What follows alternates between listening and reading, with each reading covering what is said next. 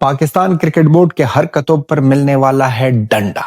डंडा आईसीसी की तरफ से है, बहुत बड़ा खतरनाक डंडा है, लंबा भी है, चौड़ा भी है भाई साहब। मिलने वाला है पाकिस्तान क्रिकेट बोर्ड को।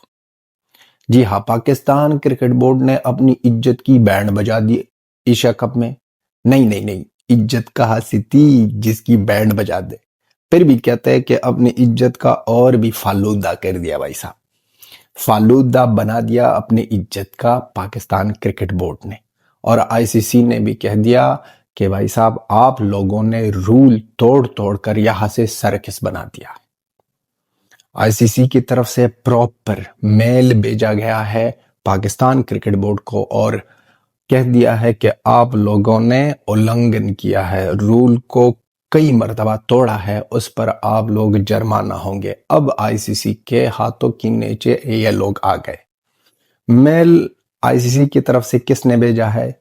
संजोग गुप्ता सर ने, जो आईसीसी में सीईओ है।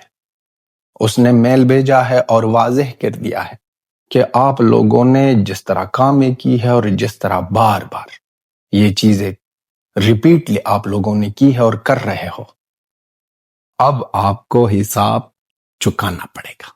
ये हालत हो गई है पाकिस्तान क्रिकेट बोर्ड की। आइए हम समझाते हैं भाई साहब।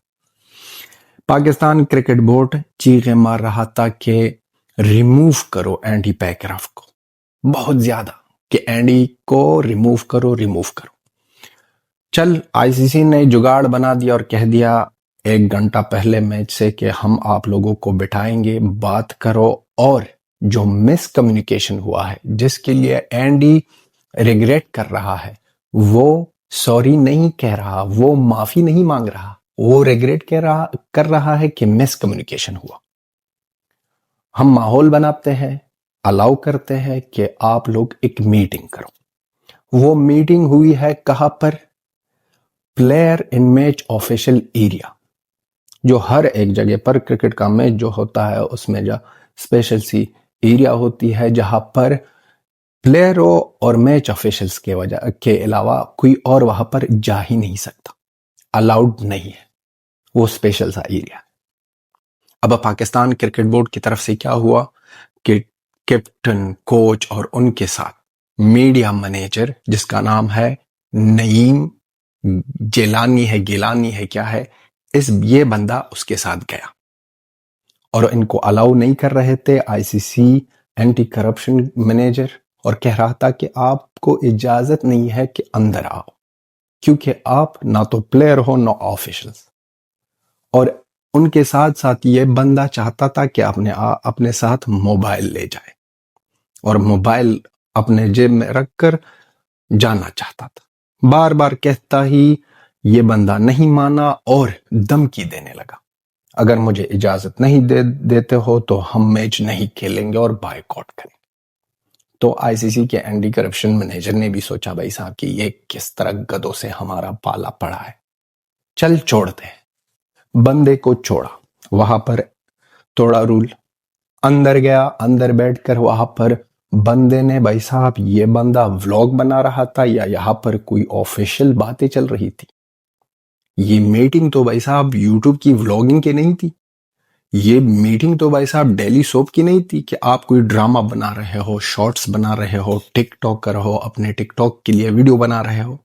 ये बात तो नहीं चल रही थी, यहां पर तो सीरियस डिस्कशन चल रहा था जिसको आईसीसी ने अलाउ किया था। लेकिन इस बंदे ने मोबाइल अपने जेब से निकाला और वीडियो भी की।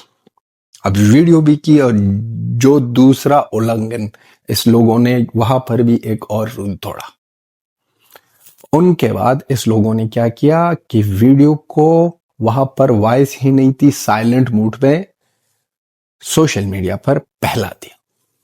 ये हो गया तीसरा। रूल पर रूल तोड़े जा रहे हैं ये बेकारी, इन बेकारियों को पता ही नहीं है कि रूल क्या होता है। तो वहां पर एक और रूल तोड़ा। उनके बाद सोशल मीडिया पर यह बातें पाकिस्तान की तरफ से बहुत ज्यादा वायरल हो गई कि एंडी पैकरफ ने सॉरी मांगा है और कह दिया कि हमको माफी दे दो।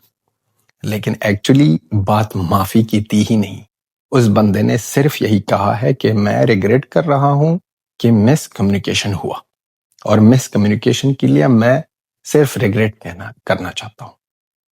तो इन लोगों ने बार बार, एक बार नहीं बार बार रूल तोड़े, अपने इज्जत का फालूदा बना दिया है, और इज्जत पहले से ही नहीं थी। तो सोचो भाई साहब कि इस लोगों ने किस चीज का फालूदा बनाया। अब जो थूकते हैं और चाटते हैं हमेशा की तरह पाकिस्तानी, अब वो किस तरह, कैसे परफॉर्मेंस के साथ इस बार चाटेंगे, किस तरह सिचुएशन पर, क्योंकि ये लोग तो भाई साहब बाइकआउट नहीं कर सकते थे क्योंकि $16 मिलियन देने थे, और $16 मिलियन तो भाई साहब सारे पाकिस्तान में किसी के साथ होते होंगे या नहीं ये भी पता नहीं है। $16 मिलियन नहीं दे सकते थे क्योंकि ये रूल है भाई साहब कि आप एक इवेंट के बीच में ना कहते हो कि हम नहीं खेलते, नाटक कर रहे हो, धमकियां दे रहे हो। फिर अगर धमकी दे रहे हो तो वो काम करो भाई साहब। इतनी गैरत तो आप में होनी चाहिए कि भाई साहब जब आप धमकी देते हो उस चीज पर खड़े हो जाओ।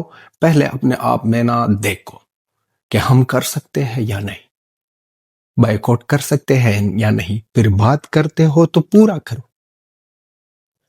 बातें की, धमकी दी, ड्रामे बनाया, रोना धोना हर एक चैनल पर। अब ये चीजें और भी वायरल हो रही है पाकिस्तान की मीडिया पर, हर एक थंबनेल में लिखा है कि वो हमारे पाँव में पड़ गए, उसने इस तरह किया, उसने उस तरह किया।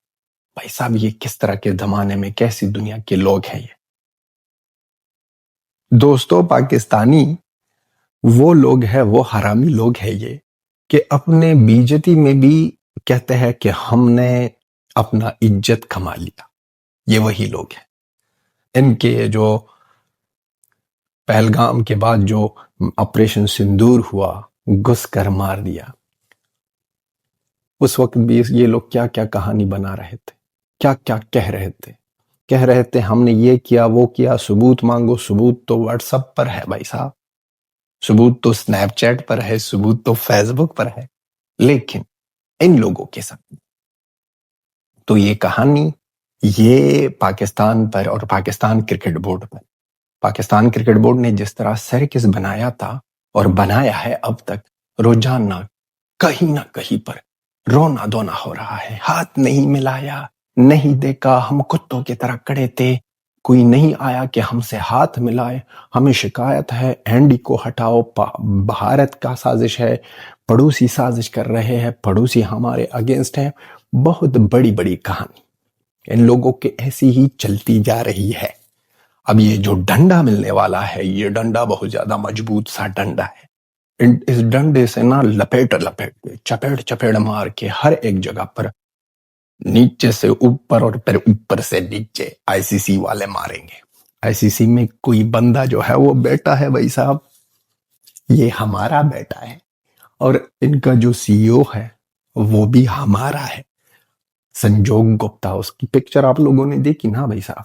ये लोग तोड़ेंगे मरोड़ेंगे, क्योंकि पाकिस्तानियों को तो वो तो रूल्स नहीं पढ़ते, क्योंकि कभी भी पाकिस्तानी ने किसी रूल्स को फॉलो ही नहीं किया है, नहीं पढ़ते हैं।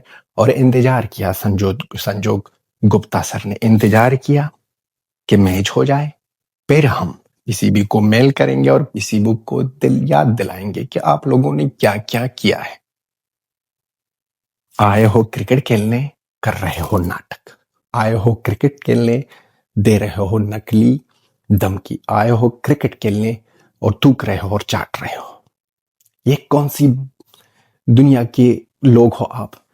तो आईसीसी वालों ने भी सोचा कि आपने थूक का चाटा, धमकी दी बाइकआउट के, और बहुत ज्यादा बहाने बना दिए, ड्रामा, रोना धोना सब कुछ किया। अब हमारी बारी है, और जब हमारी बारी आएगी तो आपका रोना धोना फिर खामोशी में बदल जाएगी, और फिर कह देंगे छोटे बच्चों की तरह। वो जो एग्जाम है ना, आपको किसी स्टूडेंट को ना कॉपी करने में पकड़ते हो और वो कह दे कि भाई साहब एक चांस दे दो सर प्लीज। अब पाकिस्तान क्रिकेट बोर्ड यही कह देगा आईसीसी को कि सर एक चांस दे दो प्लीज, एक चांस दे दो।